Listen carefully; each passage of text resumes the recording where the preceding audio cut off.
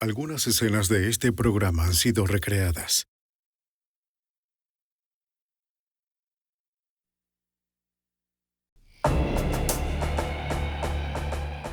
En 1982, un oficial de la Patrulla de Caminos de California detuvo a una joven por exceso de velocidad. La forzó a tener sexo con él y luego la mató. Después hizo uso de una década de experiencia policial para tratar de encubrir su crimen y convencer a los investigadores locales de su inocencia. ¿Pero se saldría con la suya? La evidencia se acumula, no tienen sospechosos evidentes. El centro de comercio es bombardeado. Ted Kaczynski es arrestado.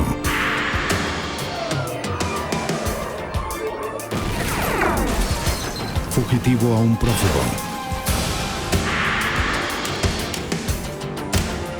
Los archivos del FBI. La sociedad depende de la confianza en la autoridad. Es un sistema que funciona. Y porque funciona casi no reparamos en él. Si un oficial uniformado exige respeto, cumplimos voluntariamente. Pero si esa confianza es traicionada, y si un policía abusa de su autoridad, George Wolny era ese tipo de policía. El oficial popular y condecorado de la Patrulla de Caminos de California cometió la máxima violación, un asesinato. Soy James Carlstrom, exdirector del FBI en Nueva York. Cuando los policías buenos se convierten en malos, todas las fuerzas del orden público se reúnen para reparar el daño y hacer justicia. El caso Wolny probó las capacidades tanto de la estatal como del FBI.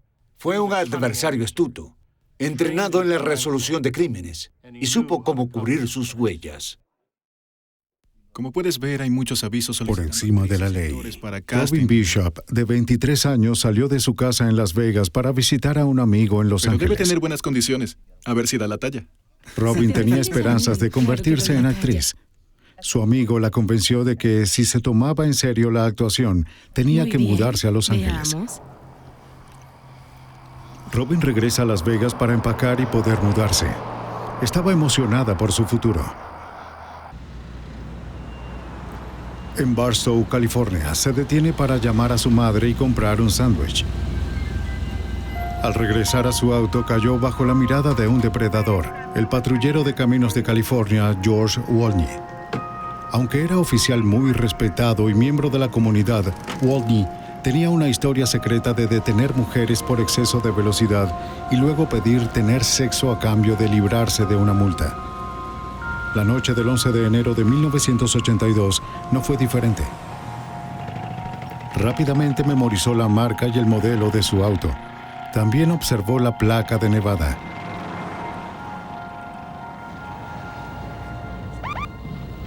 Luego, Wolny vio a un niño del vecindario que conocía y que podía usar como una coartada Hola, conveniente. Preston. ¿Te llevo a casa? Sí, gracias. Recogió a Preston Olsen y lo llevó a casa. Wolny, quien había ganado un premio como policía del año, era conocido por tales buenas acciones. Los padres de Barstow confiaban en Wolny Gracias por para traerlo a vigilar a casa. sus hijos. Cuídese. No hay problema. Dejó a Preston en su casa y Gracias, saludó a oficial. sus Adiós. padres. Por traerme. En ese Buenas momento, la noches. mujer en la que Hasta Wolny luego. había fijado su atención ya estaría lejos de la ciudad, en camino hacia Nevada en la Interestatal 15. La autopista, siempre muy transitada, estaba inusualmente tranquila. La interceptó en la autopista solitaria al este de Barstow. Encendió su sirena y luces y la hizo detenerse.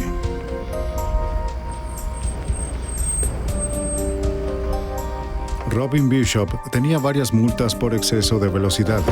De hecho, acababa de terminar un año de libertad condicional y había recibido una advertencia de que otra multa le costaría su licencia. Robin sabía que una licencia de conducir y un auto serían esenciales para una aspirante de actriz en Los Ángeles.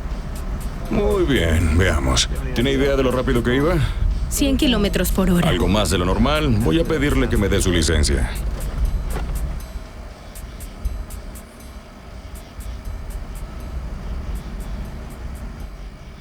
Bien, Robin Bishop.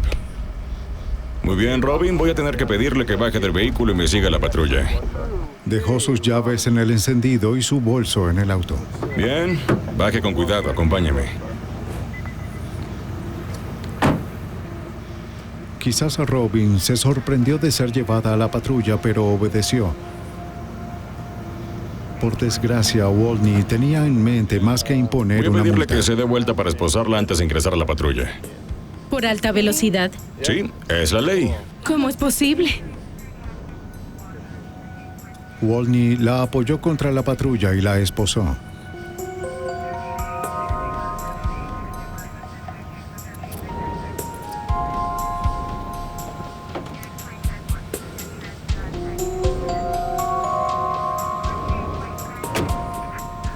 Mientras la dejaba en el asiento trasero, debió haberse sentido confundida y asustada. ¿Por qué las esposas? ¿A dónde pensaba llevarla? Wolney regresó a su auto para tomar su bolso. En ese momento, un auto con un conductor solitario pasó.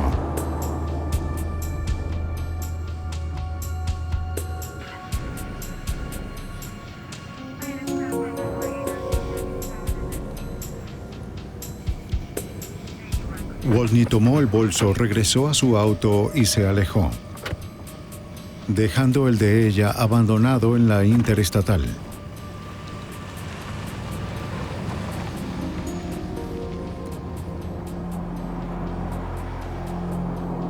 Llevó a Robin a una salida que conducía a un camino poco utilizado, paralelo a la carretera.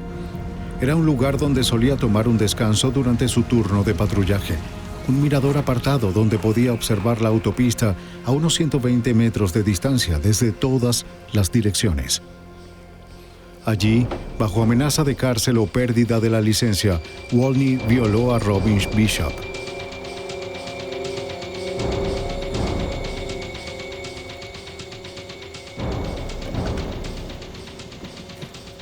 Cuando terminó con ella, solicitó por radio información sobre el auto de Robin, como si hubiera sido abandonado. Sabía que lo vieron caminando hacia el auto vacío de Robin. Quisiera reportar un 2829. Número de matrícula 561 FVD. Fue la primera de muchas mentiras que cubrían sus acciones para el registro oficial. Copiado. Gracias. A sus órdenes.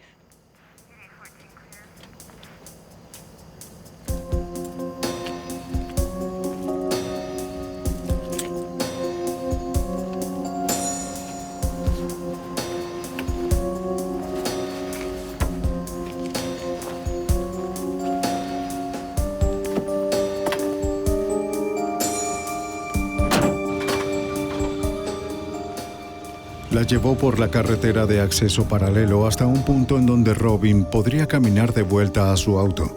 Le quitó las esposas y la dejó salir del auto. Las cosas iban bien para Wolney. Obtuvo lo que quería y solo iba a dejarla ir. Pero mientras se sentaba para ponerse sus botas, algo ocurrió. Quizás la rabia reemplazó al miedo Mi hermano ahora es que había abogado en sido Nevada. liberada. Tal vez lo amenazó con delatarlo. Su hermano era un abogado de Nevada. De igual forma era su palabra contra la de él. Pero entonces, mientras estaba de pie junto a su vehículo, de pronto lo iluminaron las luces del auto del ayudante del alguacil que pasaba. Quizás el ayudante observó la patrulla de Wolney desde la autopista cercana. Wolney no sabía si lo había reconocido. De pronto, las amenazas de Robin se hicieron más reales. ¿Cómo iba a explicar su presencia en la carretera de acceso? En un momento de pánico, el oficial George Wolney decidió silenciar a Robin. Así que Wolney tomó una decisión final e irrevocable. Ahora ya no había manera de distanciarse de la chica muerta. Desesperado, ideó un plan. Llamó a la operadora y reportó haber encontrado un cadáver, un posible suicidio. Sabiendo que tenía minutos antes de que llegaran otros oficiales a la escena, buscó debajo de su cabeza la bala que la mató. Como evidencia, la bala tenía el poder de destruirlo, pero no tenía orificio de salida.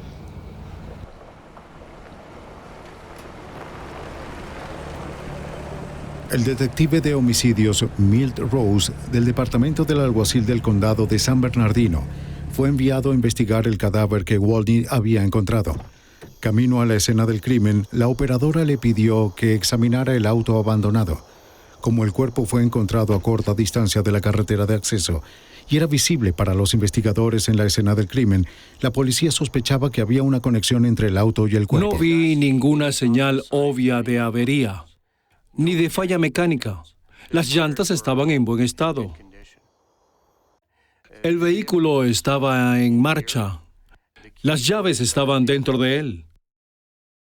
¿Por qué el vehículo se detuvo en ese lugar? En la escena del crimen, el oficial dijo que Wolny estaba tranquilo y profesional. Describió cómo encontró a la víctima, revisó su pulso y buscó en su bolso alguna identificación. El registro de vehículos de Nevada y su licencia la identificaron como Robin Bishop, dueña del auto abandonado que él antes había reportado. Aunque el oficial Wolny reportó un aparente suicidio, el detective Rose pronto descartó esa posibilidad. A la víctima le dispararon detrás de su cabeza a corta distancia. Luego la movieron un poco.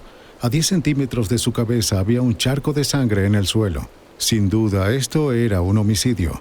Las lluvias recientes ayudaron a que las marcas y pisadas de Wolny y su patrulla fueran visibles en la tierra húmeda. En esta área de acá encontramos un par de pisadas que aparecieron al frente del vehículo. Recorrieron la parte delantera del vehículo y se alejaron en dirección hacia la zona media del vehículo. Recorrieron hasta esta zona de acá, donde se encuentra este arbusto, o en esta área en general, y ahí fue donde se encontró el cuerpo de Robin Bishop. Las otras pisadas que encontramos iban desde la puerta del conductor en la unidad de patrullaje hacia un área frente del vehículo y luego hacia el cuerpo de Robin, mirando hacia él en dirección este. El primer oficial que llegó a la escena del crimen criticó a Wolny por la cantidad de pisadas que había dejado, una clara contaminación en la escena del crimen y un extraño descuido. Tenías que haber sido más cuidadoso. Tienes razón. En un análisis más detallado observé lo que parecían ser marcas en sus muñecas. Las marcas eran conocidas para cualquier policía. 2 marcas delgadas en la parte superior de la muñeca y una más abajo, iguales a las causadas por las esposas. Luego, cuando el detective Rose examinó el contenido del bolso de la víctima, no encontró señales de robo, pero la licencia y el registro del vehículo estaban encima de los demás artículos del bolso, como si los hubiesen mostrado a alguien y luego arrojados con prisa en la cartera. Eso me indicó que teníamos que revisar alguna clase de detención o si alguien en posición de autoridad quizá detuvo este vehículo. Para Rose, la evidencia señalaba la implicación de un policía o de alguien actuando como uno. Cada investigador en la escena del crimen era colega o amigo del oficial Wolny. Que él estuviese conectado al crimen no fue siquiera considerado en aquel momento. Se llevó a cabo una autopsia. Los resultados confirmaron que el cuerpo fue movido un poco después de haberse hecho el disparo y que las marcas fueron hechas por las esposas. La pala mortal fue encontrada alojada en la mandíbula de Robin. Aunque era el calibre de un revólver común de policía, la marca no era de la munición estándar. La autopsia también mostró que mantuvo relaciones sexuales dentro de las 24 horas previas a su muerte, pero no mostró ninguno de los signos habituales de una violación forzada. Lo primero que teníamos que hacer era eliminar a las personas que estaban en la escena o en el área.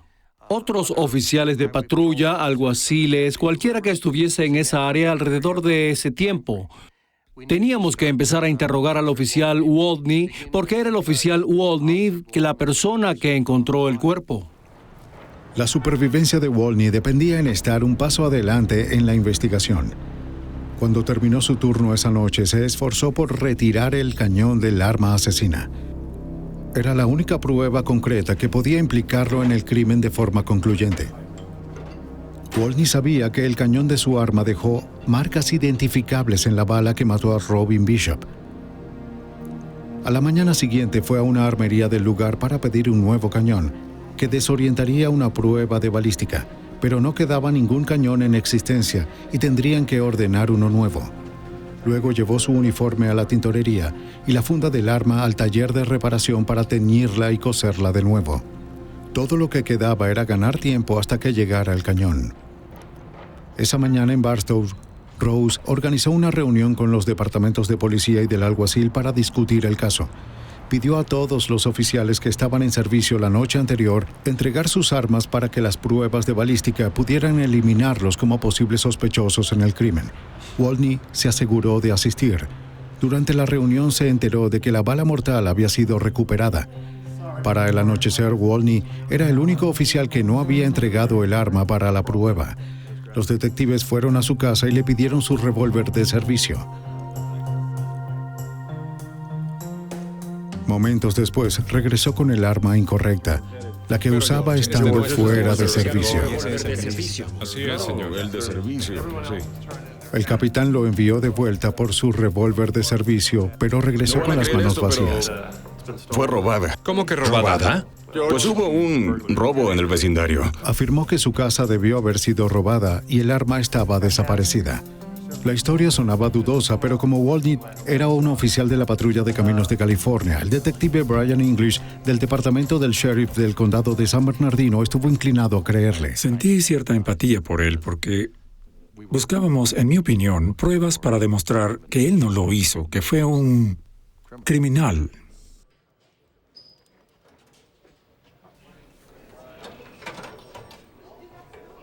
Wolny aceptó ir a la comisaría para un interrogatorio, pero primero los detectives revisaron su casillero en busca del arma perdida.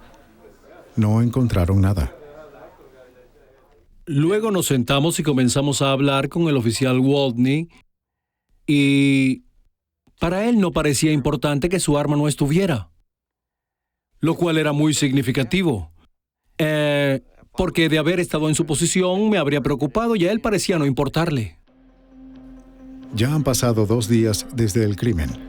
El arma faltante y el extraño comportamiento de Wolny hizo imposible negar lo obvio. Wolny fue advertido de sus derechos constitucionales.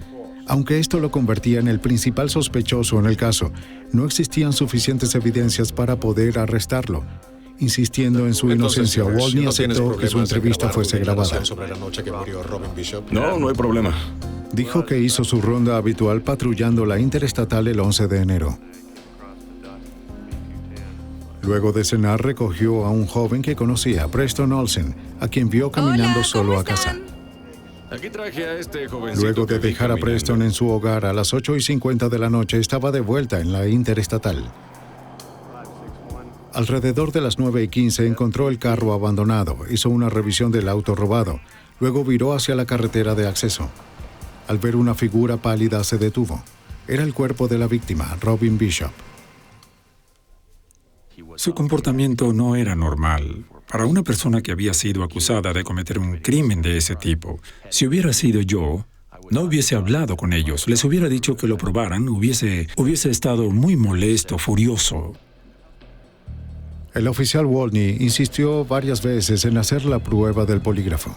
Reafirmó su declaración y luego respondió una serie de preguntas críticas, incluyendo la pregunta directa: ¿asesinó a Robin Bishop? No. El investigador no pudo encontrar ninguna señal de engaño en la prueba del polígrafo. Wolny acababa de superar otro obstáculo en su encubrimiento. Nosotros trasladamos a George a la estación Barstow de vuelta a la de San Bernardino para más preguntas.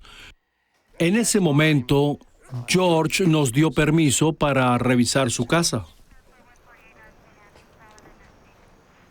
Los ayudantes del alguacil investigaron el alegato de Wolny de que su casa debió haber sido robada, pero no encontraron señales de entrada forzada. Luego los detectives de homicidios comenzaron su trabajo. Al amanecer encontraron el armazón de un revólver Magnum Smith & Wesson, modelo 19357, dentro de la camioneta de Wolny. El armazón estaba muy dañado, con marcas de herramientas. Parecía haber sido desmantelada por alguien que no sabía cómo separarla por partes. El cañón que habría sido usado para la comparación balística no estaba. Por lo tanto, no pudo verificarse alguna coincidencia. El armazón del arma estaba registrado a nombre de George Michael Wolney. Para los detectives había sido desmantelada por una sola razón. Wolney fue puesto bajo arresto. Pero la evidencia aún era circunstancial. Debía encontrarse una conexión entre el revólver y las herramientas usadas para desmantelarlo. Los detectives regresaron a la casa de Wolney para realizar otra búsqueda. Se recolectó evidencia, se encontraron herramientas de sujeción y un sujetador de tubos detrás del garaje, los cuales mostraban señales recientes de transferencia de metal. En el armario de la habitación, los detectives encontraron 5 cajas de balas con la insignia CHP. En cajas localizadas en rondas habituales de la policía se encontraron 27 balas de otro tipo, calibre .357 de punta redonda 158 fabricadas por Remington Arms, el mismo tipo de bala que mató a Robin Bishop.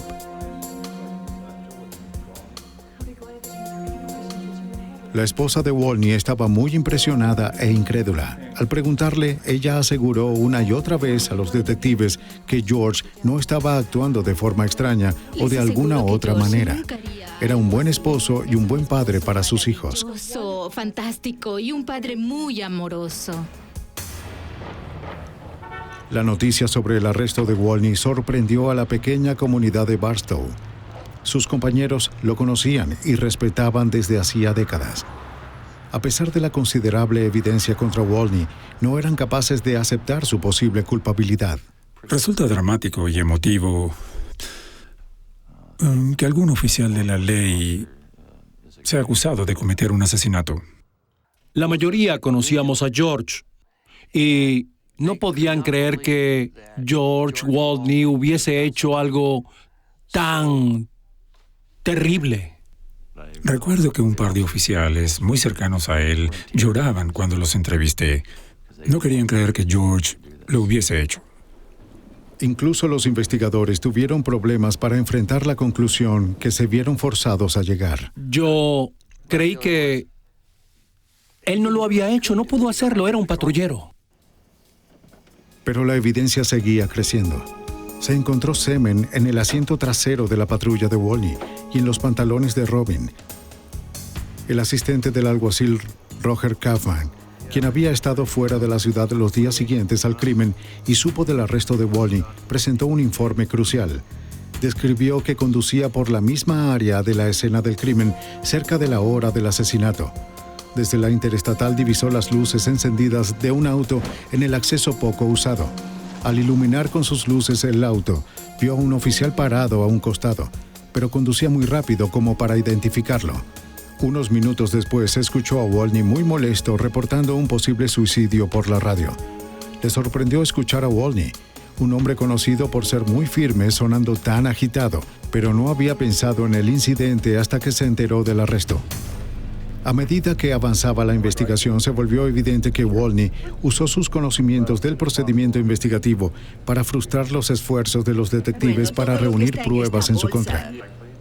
Su uniforme había sido lavado, la funda había sido teñida y cosida para una supuesta próxima inspección. Cualquier evidencia de sangre o tejido transferidos desde el arma había sido destruida. Sus pisadas alteraron la escena del crimen.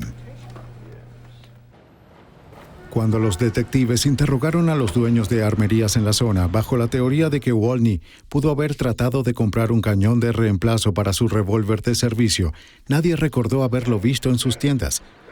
Luego de varios meses de investigación interna, Wolney fue despedido de la patrulla de caminos de California. Bien, adiós. Ahora convencidos de que cometió el peor crimen posible, los detectives aún no podían probar de que Wolney mentía. Su esposa y amigos aún lo apoyaban firmemente. 9 meses después comenzó el juicio con la abogada acusadora Betty Kennedy, confiada en que la considerable evidencia, aunque circunstancial en su mayoría, era lo suficientemente fuerte para resultar en una condena rápida. En su declaración de apertura, el abogado defensor George Porter le dijo al jurado que George Michael Wolney había sido víctima de una trampa hecha por alguien de su propio departamento. Alguien detuvo a la señorita Bishop, como demostraría, pero no fue George Wolney. La defensa produjo un testigo clave, el ferroviario Dennis Glover, quien testificó que pasó al lado del auto vacío de Robin Bishop en la carretera esa noche. Un auto de color claro estaba estacionado a 15 metros detrás de él. Glover le describió al jurado como un hombre que llevaba una linterna, se acercaba al auto de Bishop. Sin embargo, su descripción parecía eliminar a Wolny como el hombre que vio. Porter sostuvo que debería considerarse a otro sospechoso. La fiscalía construyó una cronología precisa y elaborada para el jurado, desde la última llamada de Robin a su madre en Barstow hasta la llamada por radio de Wolny informando el hallazgo de su cuerpo. La cronología incluía todas las acciones conocidas de Wolny, así como la hora del asesinato. La fiscalía creía que su caso era a prueba de balas, líneas de tiempo, la recogida del niño Olsen, el avistamiento del ayudante del alguacil, las llamadas por radio, todo. Pero el abogado de Wolny contraatacó al producir docenas de testigos, colegas patrulleros y amigos cercanos que testificaron sobre su carácter e historial impecables. Usó la cronología para arrojar dudas sobre la serie de eventos. ¿Pudo tener Wolny tiempo suficiente, apenas 20 minutos, para hacer todo de lo que se le acusaba? Con facilidad, la defensa desafió el análisis científico de las muestras de semen del auto y de la víctima. La tecnología para usar el ADN en la corte aún estaba 6 años en el futuro. Además, Porter pudo poner en duda el análisis inconcluso de la fiscalía sobre las marcas de herramientas en el armazón y las encontradas en el auto y la casa de Wolny. Sin embargo, la fiscalía creía que las balas confiscadas y el arma desmantelada serían suficientes para convencer al jurado. La prueba fuerte que teníamos en este caso en particular era el armazón del revólver. ¿Cómo explicar el armazón? ¿Cómo explicar por qué estaba en el vehículo? ¿Por qué estaba desarmada? ¿Por qué faltaba el cañón, el cilindro, la empuñadura, el martillo, el gatillo? ¿Por qué? Wolny estaba preparado y ecuánime, presentando a la defensa el mejor testigo, él mismo. Tenía una respuesta para cada pregunta que le hacían. Y cada respuesta que tenía era factible y la táctica de defensa que presentaron fue arrojar un poco de duda en cada uno de los elementos de evidencia que presentamos. Eso fue lo que hizo. Y George hizo un excelente trabajo al atar todos los cabos sueltos cuando testificó. Al final, el testimonio de 50 testigos en 30 áreas de especialización y toda la evidencia acumulada no logró convencer al jurado. Luego de 4 días, se declaró un punto muerto, 8-4 a favor de la absolución. George Wolny era un hombre libre. Nada es, como algunos dicen, un golpe de suerte. Y nunca sabes qué dirección tomará el jurado. Nunca se sabe cuáles pruebas dejará entrar el juez y cuáles no. Así que, como no me había involucrado en las actividades diarias, me sorprendió que George no fuera declarado culpable. Hablamos con varios miembros del jurado y ellos pensaron que había una posibilidad de que George fuera el responsable, pero no podían creer que realmente lo hubiese hecho. Y si lo hizo, era un patrullero de caminos. Él trabajó duro, trabajó para la comunidad. Era respetado. En verdad, no pudimos hallarlo culpable. Aún creyendo que George Wolny era culpable, los fiscales estaban decididos a obtener una condena. En menos de un año después de la anulación del juicio, Wolny fue juzgado de nuevo en la Corte Superior, pero con poca evidencia nueva presentada, el juicio terminó en otro punto muerto, 7-5 a favor de la absolución. George Wolny de nuevo salió libre y aparentemente fuera del alcance de la ley. Sorprendido, y me quedé sentado durante varias horas pensando, repitiéndome, ¿qué podríamos haber hecho para cambiar el resultado? ¿Qué podríamos hacer cuando hubiese otro juicio? Argumentando hostigamiento aparente, el juez negó a los fiscales un tercer juicio. Parecía que George Wolny no podía ser llevado ante la justicia en la ciudad de Barstow. Sentimos, y estaba convencido de que George mató a esa dama. Y necesitábamos a alguien que viniera y enjuiciara a George. Él tenía que pagar por lo que pasó. Desde el momento del arresto de Wolny, el FBI observó con mucho interés este caso. Cada vez que un homicidio involucra a un policía, el FBI sigue de cerca la investigación. Luego de que Wolny fuera absuelto por segunda vez, hubo una enorme presión pública para encontrar la verdad sobre el homicidio de Robin Bishop. La oficina del FBI en Los Ángeles decidió que era hora de intervenir. El FBI sabía que George Wolny no podría volver a ser juzgado por el homicidio de Robin Bishop en el estado de California, pero en una corte federal podría ser acusado de violar sus derechos civiles. Al asesinar a Robin Bishop mientras estaba en servicio, George Wolny había cometido un delito federal. Al quitarle la vida, había violado sus derechos civiles. Esto nunca se había litigado antes en un juicio criminal, pero el FBI y los fiscales federales creían que el homicidio de Bishop constituía un caso perfecto de prueba. El caso fue asignado al agente especial Michael Randolph. Wolny era como un lobo en un corral de ovejas.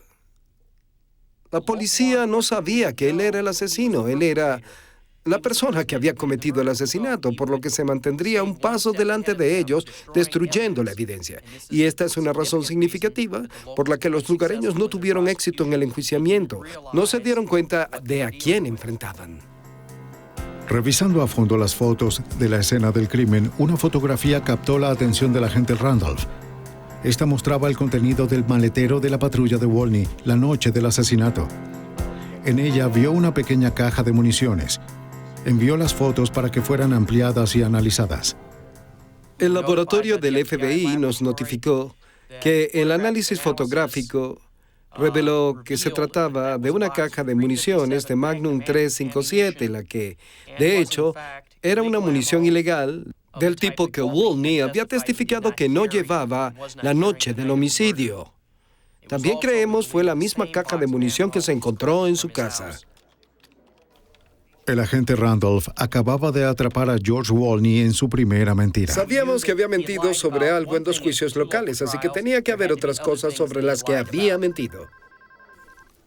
Trabajando de cerca con el Departamento del Alguacil de San Bernardino y la Patrulla de Caminos de California, el agente Randolph comenzó a reexaminar todas las pruebas de los 2 primeros juicios. En lugar de manejarlo como otra investigación criminal habitual, le dimos un enfoque más exhaustivo, como el que se le dio al vuelo 800 Nueva York-Roma de TWA. Cada remache debía ser analizado, cada roca estudiada. Los laboratorios del FBI y los agentes de campo reexaminaron con cuidado las montañas de informes, transcripciones, fotografías y evidencia física. Los objetos claves que se utilizaron y se enviaron de vuelta al laboratorio incluían el armazón del arma. La policía local había recuperado el armazón y le habían realizado el análisis de marcas de herramientas, pero no pudieron determinar quién la había desarmado. El armazón del arma fue enviado de vuelta a la unidad de marcas de armas de los laboratorios del FBI en Washington. Único en el mundo, el laboratorio tiene una colección de más de 2,000 armas, desde la pistola de John Dillinger hasta el último modelo de rifle de asalto militar. Cada bala fabricada durante los últimos 50 años también está aquí. Puntas huecas y redondas, casquillo de acero calibre .22 a .50. Al igual que las armas, todas están aquí para comparación y pruebas. La sala de balística a prueba de ruidos permite disparos de comparación y recuperación de balas. Los microscopios comparativos permiten un análisis preciso de los cañones de las armas. Pero los activos más valiosos en el laboratorio son sus agentes, cuya larga experiencia en estos exámenes especializados los hacen invaluables en casos difíciles, como el asesinato cometido por Wolny. Jim Cardigan, de la Unidad de Armas de Fuego y Marcas de Herramientas del FBI, fue incorporado al caso para realizar un análisis de marca de herramientas del armazón y las 15 distintas herramientas de sujeción, incluyendo el sujetador de tubos encontrados en la casa de Wolny.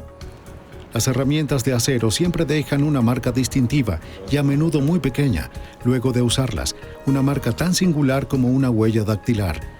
El laboratorio de marcas de herramientas del FBI es uno de los mayores, más especializados y más sofisticados a nivel tecnológico del país. Desde el principio, Fue obvio que el sujeto que trabajó en esta arma de fuego sabía algo sobre ciencia forense, porque retiró varias piezas del arma que podrían ser útiles más adelante para un investigador forense. El agente Cadigan se enfocó en la tarea específica de asociar las marcas de herramientas del armazón con las marcas hechas por las 15 herramientas de sujeción encontradas en la casa de Wolney. La pregunta era, ¿pudo usarse una de estas herramientas para sostener el armazón del arma mientras se procedía a quitarle el cañón? Al observar el armazón, noté que cerca de donde estaba el agujero del pasador que bloquea el cañón, muy cerca de ese agujero, había una pequeña impresión de un 16avo de pulgada, casi como si se hubiera hecho con la punta de un pequeño destornillador justo debajo del agujero. Esta diminuta marca coincidía con una pequeña imperfección de una de las herramientas de Wolney. Al observar las herramientas que fueron entregadas por Wolney, noté que una de esas herramientas, una llave inglesa, tenía una estría rota y que estaba rota en la mitad, y además había un pequeño trozo de metal que quedó en esa estría, muy similar a la marca encontrada en el armazón. Utilizando esto como punto de inicio, comencé a hacer impresiones con esa herramienta. Y al comparar esas impresiones bajo un microscopio, las marcas de herramientas con las impresiones que había en el armazón, llegué a la conclusión de que esa herramienta en particular se utilizó para ceñir otra herramienta y hacer las marcas encontradas en el armazón. Además de las pruebas de marcas de herramientas, el laboratorio del FBI realizó pruebas a fondo en las balas encontradas en la casa de Wolney. La falta de un cañón en el arma de Wolney hizo imposible realizar una prueba de balística, un problema que perjudicó a la Fiscalía en los juicios estatales. Así que el laboratorio del FBI ideó una prueba que nunca había sido utilizada de manera forense, un nuevo uso radical de la tecnología nuclear en la ciencia forense. Cuando un fabricante de plomo como Remington Arms produce un lote, se desechan los restos, como al preparar un pastel. Esto hace que cada lote de plomo sea único. Luego, tomamos más de 200 cartuchos que la policía local había recolectado cuando investigaron a George Michael Wolney. Los enviamos al laboratorio, donde los hicieron radioactivos, obteniendo su peso molecular, que es su huella digital química. Y he aquí que encontramos alrededor de 27 cartuchos, con una coincidencia exacta con el plomo extraído de la cabeza de nuestra víctima. Las muestras en el reactor absorben neutrones y se vuelven radioactivas. Se mide esta radioactividad, lo que arroja una lectura precisa de los elementos químicos en el plomo de la bala, una huella digital atómica. Las pruebas de radioactividad fueron indiscutibles. Cada una de las 27 balas encontradas en el armario de Wolney, balas que él declaró bajo juramento que no eran suyas, provenían del mismo lote del plomo de la bala que mató a Robin Bishop. El laboratorio del FBI trabajó para establecer una coincidencia definitiva entre el armazón del arma de Wolney y su llave inglesa, y entre la bala mortal y las balas encontradas en su casa. Además, el agente Randolph construyó retratos psicológicos no solo de George Wolney, sino también de Robin Bishop. Era importante que el jurado federal la percibiera como una verdadera víctima. Robin Bishop fue violada por alguien a quien le enseñaron a respetar y confiar, un oficial de la ley. Esto hizo muy sencillo entender la falta de fuerza, de violencia, que se hizo evidente en la escena del crimen, aparte del trauma. Ella fue obediente porque respetaba la autoridad. Fue el tipo de ciudadana que se detuvo, abrió su cartera y entonces él se la llevó. Ella fue esposada porque pensó que debía recibir una multa, ¿saben? Eso la convirtió en una víctima. De la misma forma, el FBI examinó cada aspecto de los antecedentes de Wolney para comprender su comportamiento en relación a las mujeres. Al interrogar a una mujer que admitió tener una aventura con Wolney, se conoció que lo encontraba en su lugar habitual a lo largo de la carretera aislada para tener sexo. La misma salida a la carretera de acceso donde había llevado a Robin Bishop. Se contactó a todas las mujeres que recibieron citatorios de Wolney en los últimos 2 años y surgió un patrón. Dese la vuelta. Voy a esposarla para que entre. Cerca de una docena de mujeres afirmaron que Wolny les había citado para tener relaciones sexuales o les había tocado de forma provocativa. Esto nos indicó que no era un asalto sexual aislado del señor Wolny. Era un tipo de patrón de comportamiento. Al ponerse su uniforme, se volvía un depredador hacia las mujeres. Esa fue nuestra conclusión. Los testimonios de los testigos de los juicios estatales de nuevo se examinaron con cuidado en busca de discrepancias que llevaran a brechas en el caso. En algunas instancias el FBI luchó con fuerza con el peso de la autoridad federal. Muchos testigos se mostraron reacios. Tenían miedo. Es una comunidad pequeña, todos se conocen y tuvimos que hacerles saber que una investigación federal no es un asunto local que desaparece como polvo en el viento, que estaríamos aquí hasta que el caso se resolviese. Esta persistencia llevó a uno de los avances más cruciales en el caso. Los detectives de la oficina del alguacil de San Bernardino habían entrevistado a los dueños de las armerías de Barstow en busca de indicios de que Wolny pudiera haber intentado comprar un cañón de repuesto para su revólver de servicio el día después del crimen. Ninguno afirmó haberlo visto. Buen día, señor. Somos agentes del FBI. Uno de los entrevistados fue el señor William Addington, dueño de la tienda de armas Powderhorn. Él había negado durante ambas investigaciones del juicio que George Wolny había estado en su tienda el día después del homicidio. Pero las facturas telefónicas impresas de la tienda mostraron que Addington mentía. Nosotros encontramos registros que muestran que el día después del homicidio, al final de la tarde, después de la reunión a la que Wolny asistió, el señor Addington llamó por teléfono a una armería en Sacramento intentando ordenar un cañón para el tipo de arma que el señor Wolny llevaba, y a la que ahora, coincidencialmente, le faltaba el cañón. Confrontado por el FBI con esta prueba, Addington admitió que Wolny había estado en su tienda tratando de comprar un cañón para su revólver el día después del homicidio de Robin Bishop. Addington les había mentido antes a los investigadores estatales en un esfuerzo para evitar involucrarse. Temiendo que mentirle al FBI fuera un delito, Addington confesó. Al revisar la cronología de los eventos, el FBI descubrió que Wolny había creado una coartada falsa para encubrir su visita a la armería y al taller de reparación donde la funda había sido teñida y limpiada, afirmando estar en servicio en esos momentos. La historia de Wolny se venía abajo. Pero la parte más importante de la cronología que revisó el FBI fue la recogida y entrega del niño del vecindario Preston Olsen. El problema con esa historia fue que nadie se sentó a hablar con Preston Olsen. Él testificó en los dos juicios y confirmó lo que Wolny estaba diciendo. Pero cuando el FBI revisó los hechos con Preston y su madre, minuto a minuto se dieron cuenta de que el oficial Wolny había salido de la casa del niño media hora antes de su testimonio original. ¿Pudiste ver qué hora era exactamente? Preston nunca tuvo un reloj ni calculó el tiempo. Y nadie había hecho un análisis con él de la cronología. Esta nueva información y el resultado de la revisión de la cronología fue uno de los avances más importantes del FBI en el caso. No podía ya cambiar su historia. Se quedó encerrado entre dos juicios locales con la cronología local.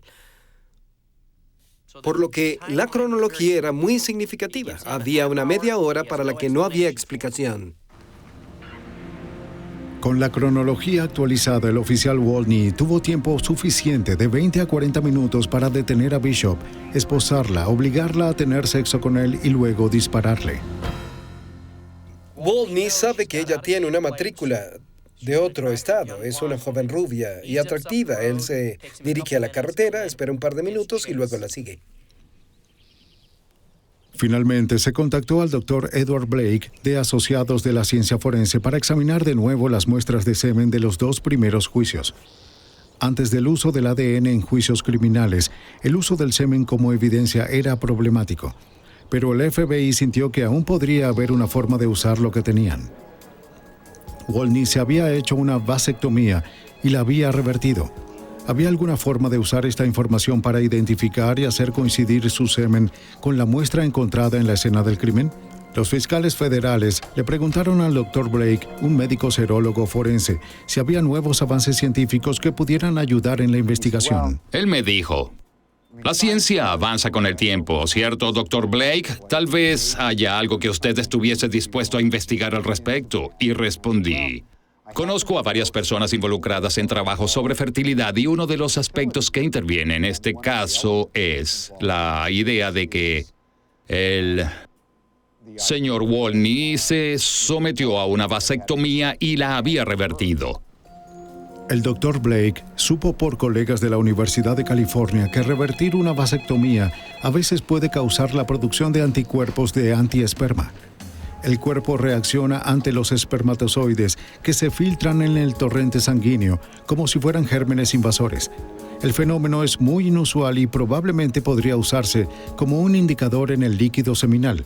Envió las muestras de Wolny al laboratorio de la Universidad de California. Descubrimos que esos fluidos no solo contenían los anticuerpos de antiesperma, sino que los anticuerpos estaban presentes en niveles muy altos. Y eso aportó el impulso para poder explorar la evidencia. El Dr. Blake se enteró de una prueba nueva utilizada en los estudios de fertilidad.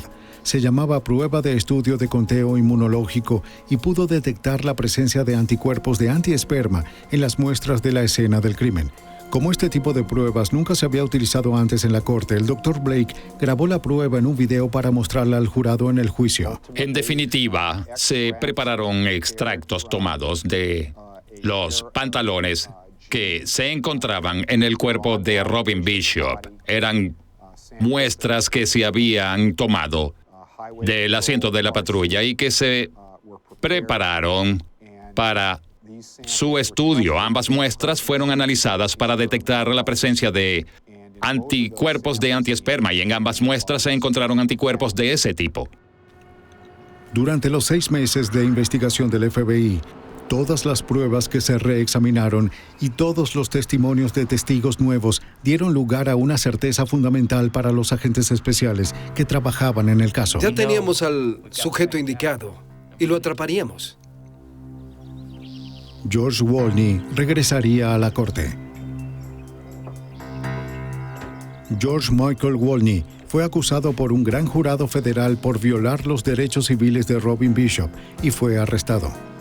Fue el primer oficial de la ley de California en ser acusado bajo el Estatuto Federal de Derechos Civiles. De nuevo, él se declaró inocente. Pero por primera vez desde que comenzó la odisea, los padres de Robin Bishop tuvieron esperanzas de un resultado diferente.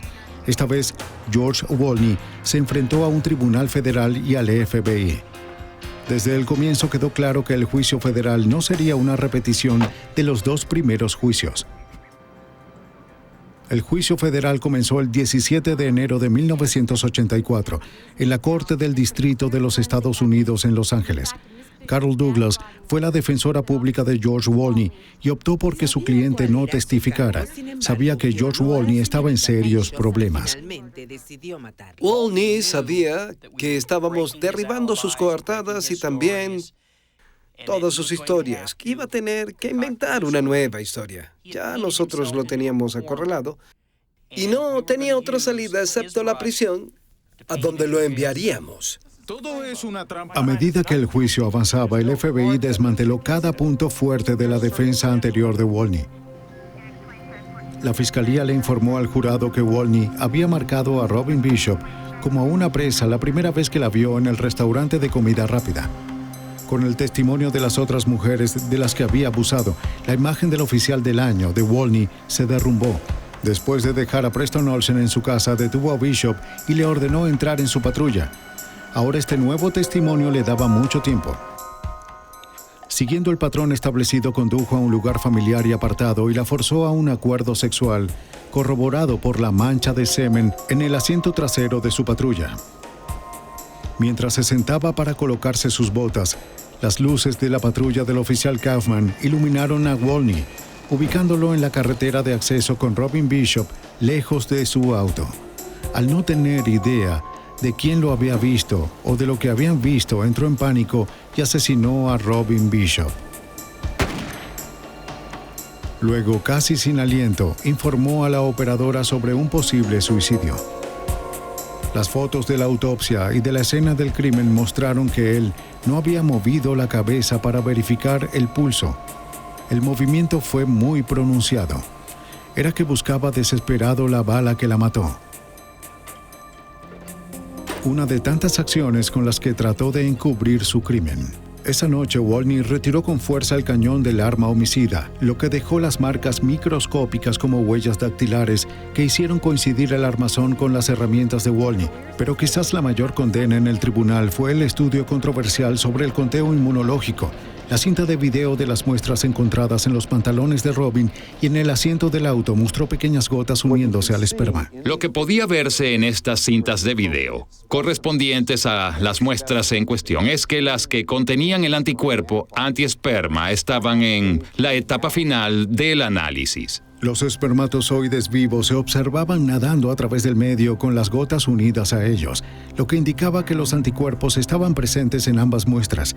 El juez solo le permitió al Dr. Blake indicar el porcentaje de resultados de sus pruebas. Él testificó que el tipo de sangre de Wolny lo colocaba en el 12% de la población. De ese porcentaje, solo el 5% de ellos daría positivo para la presencia de anticuerpos antiesperma. Menos del 1% de la población podría haber tenido relaciones sexuales con Robin Bishop esa noche. Por más que la defensa pudiera argumentar que el resto de la evidencia era circunstancial, la evidencia científica era abrumadora. El veredicto fue anunciado con rapidez. Cuando entró el jurado a la sala, ninguno lo miró, así que fue evidente que tenían un veredicto de culpable. En lo que a mí concierne, me complació mucho que George sufriera las consecuencias de sus acciones y que la muerte de Robin Bishop no se haya quedado sin investigar. Fue un caso, y será un caso, que nunca será olvidado. Se aprovechó de una persona vulnerable. El juez le dio a George Wolny la peor sentencia posible, un máximo de 90 años de prisión federal y un mínimo de 30 años antes de ser elegible para libertad condicional. 12 años después, George Wolny murió en prisión de un infarto. Hasta el final afirmó que era inocente y que había sido víctima de una trampa.